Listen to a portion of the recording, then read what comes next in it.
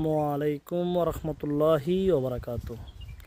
প্রিয় গাইস, দেখেন মালটা, কমলা, লেবু যেভাবে ধরে আছে, খাইবার কোনো লোক নাই।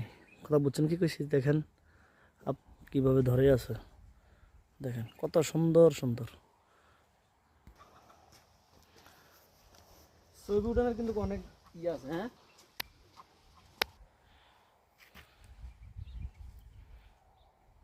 দেখেন গাইস, দেখেন অনেকগুলা।